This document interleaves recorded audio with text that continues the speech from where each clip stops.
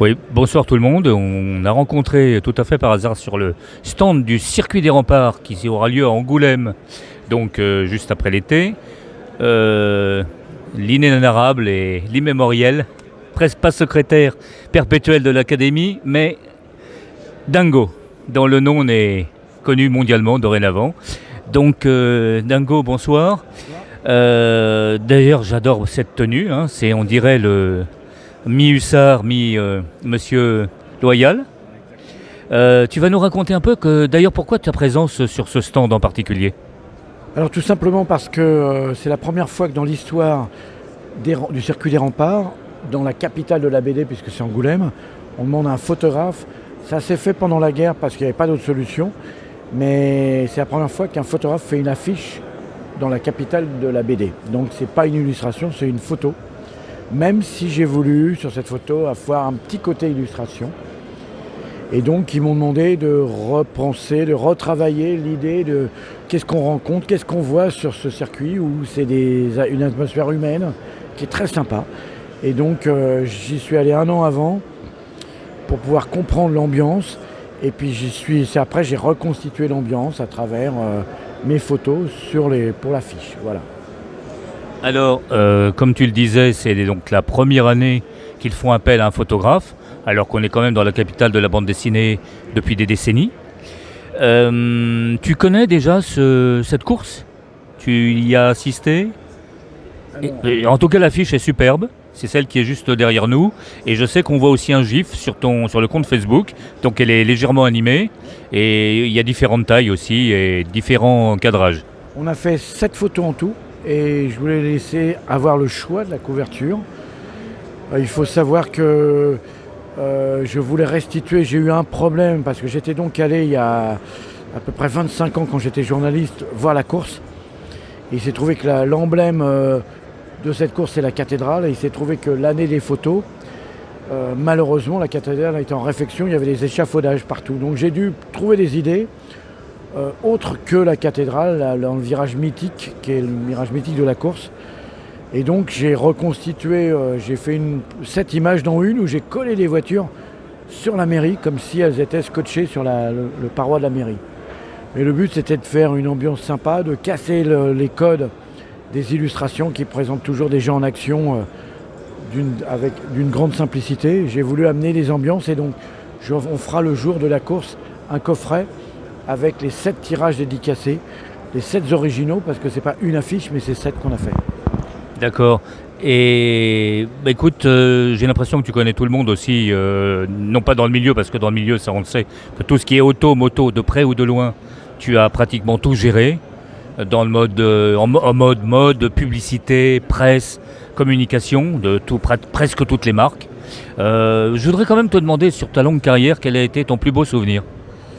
Alors j'en ai plein, hein. On peut pas, plus beau souvenir c'est difficile, mais c'est toujours des moments où moi j'adore me dépasser dans les images et en fait c'est pas le souvenir après qui m'intéresse, c'est le souvenir pendant que je réalise quelque chose. Parce qu'à partir du moment où je me fais plaisir, à partir du moment où comme tout boulot on se fait plaisir, eh bien on n'attend pas la récompense, de la satisfaction, de la récompense des gens, parce qu'on se fait plaisir. Et moi j'ai passé ma vie à essayer de me faire plaisir dans ce que je faisais. Et alors là, j'ai d'innombrables souvenirs parce que moi, j'ai eu la chance de connaître à la fois la chambre en argentique, j'ai eu la chance de connaître les films couleurs, à développer soi-même les couleurs. J'ai eu la chance de connaître le digital et maintenant, la dernière génération, c'est de faire des films avec des appareils photo. Donc j'ai balayé du noir et blanc du tout début jusqu'à aujourd'hui à faire des films avec des appareils photo. J'ai connu tout l'éventail technique qui a pu exister depuis plus de 40 ans. Donc ça consiste à s'adapter, c'est-à-dire que l'objet appareil photo reste qu'un objet. Et à partir du moment où c'est au service de la photo, c'est ça le grand régal pour moi. Et je me suis fait plaisir de m'adapter à ces techniques photo pour pouvoir sortir des images de qualité supérieure, de technique, puisqu'à l'époque, quand on retournait une voiture et que les gens dansaient dessus, on retournait réellement la voiture. Alors qu'aujourd'hui, on le fait en digital. Même si mes photos sont toujours de vraies photos, c'est-à-dire que je ne compose jamais en 3D des images. Alors tu as bien fait de préciser après la chambre photographique, parce qu'il y a des non-initiés qui se demandaient où tu voulais en venir.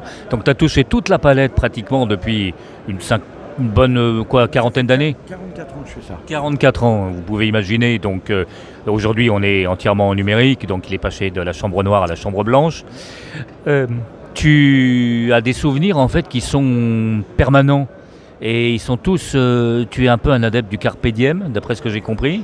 Aussi de Confucius, de Lao Tse, qui disait que si on fait quelque chose qu'on aime et on n'a pas l'impression de travailler une seule journée, mais j'ai tout à fait l'impression quand on te voit travailler, et même la résultante avec les photos ou maintenant les films aussi, parce qu'il y a beaucoup de films publicitaires ou d'animation, de communication, on voit que c'est une véritable, on voit que c'est surtout avant tout une véritable passion depuis la nuit des temps.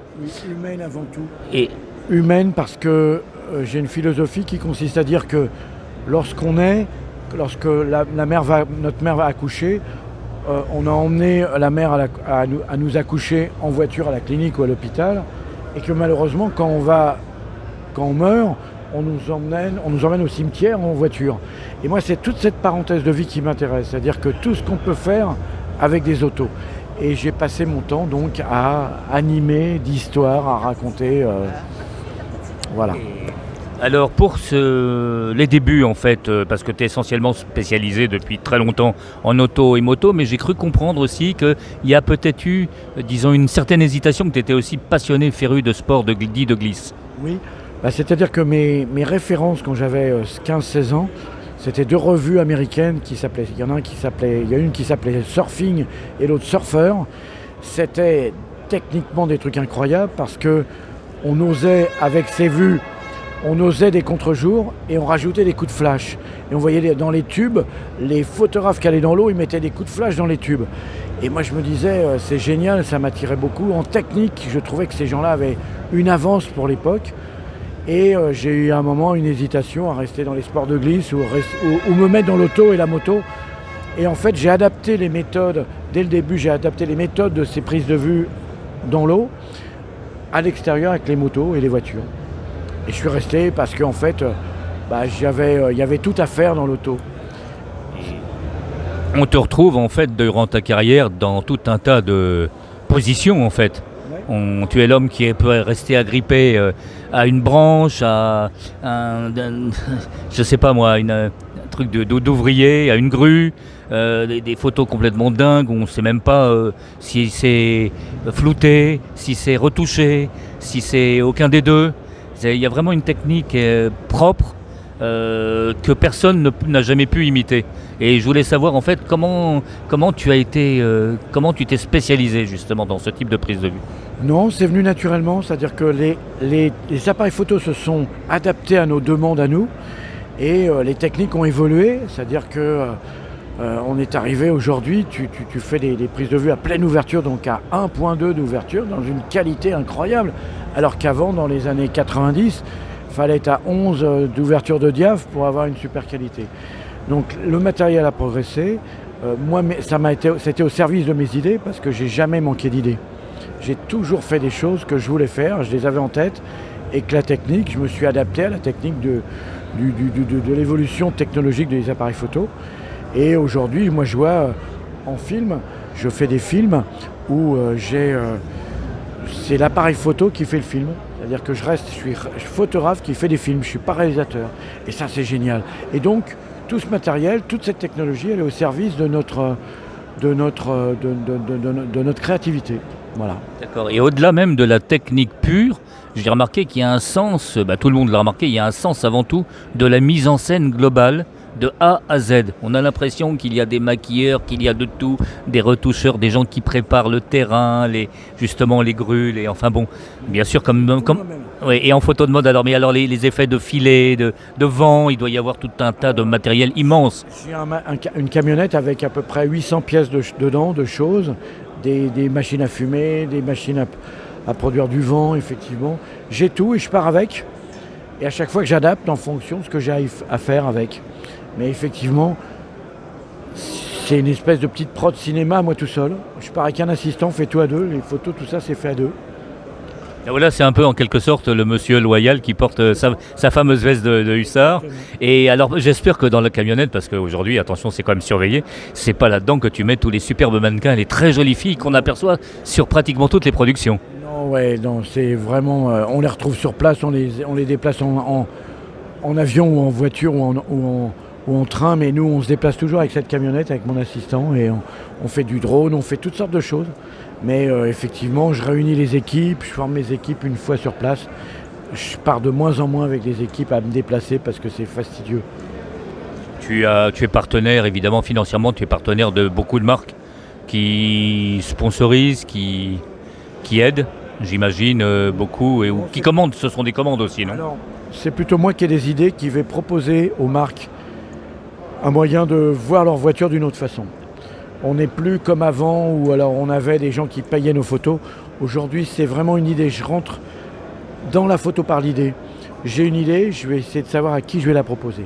C'était le cas d'ici, pour le circuit des remparts. Et j'imagine que c'est donc déjà une très bonne opération et un très bon souvenir. Ouais, avec c'est super parce que vraiment, le fait que ce soit la première fois que ce soit une photo, et puis c'est une équipe super, les gens ils sont tous prêts au jeu, ils nous ont aidés.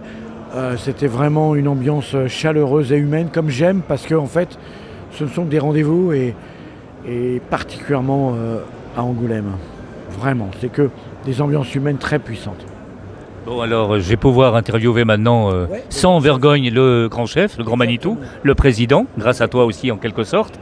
Et d'ailleurs, pour la petite histoire, moi, j'ai pas mis les pieds, donc je serais ravi d'être invité, parce que j'ai pas mis les pieds à Angoulême, figure-toi, depuis 40 ans. Et c'était lors de mon service militaire, alors que j'étais pas du tout muté à Angoulême. Je me retrouve par hasard là-bas, on va au cinéma et je gagne un voyage, tout frais payé pour le Club Med que je ne connaissais pas. Génial, belle histoire, belle histoire. Et je fais connaissance à mon retour d'une personne qui est devenue un partenaire, un ami et un peu un boss, entre guillemets, qui lui connaît Monsieur Trigano et toute la famille. Génial. Depuis la nuit des temps, il a vu les premières cases, les premières tentes, tu peux imaginer. Et d'ailleurs, nous sommes situés juste... C'est en Corse, hein? Oui, tout à fait. Et on est situé à côté d'un hôtel ici qui s'appelle le Mama Shelter, qui lui appartient, où il y a une très belle vue sur tout Paris. Exactement. Voilà. Et ben bonne chance avec Jean-Marc, qui est un mec exceptionnel. Merci à toi, Dingo. On n'a pas parlé de tout parce que c'est impossible, il faudrait des heures, mais on a essayé d'être exhaustif au moins. On l'a été ? On l'a été. Merci à vous. Bonne soirée.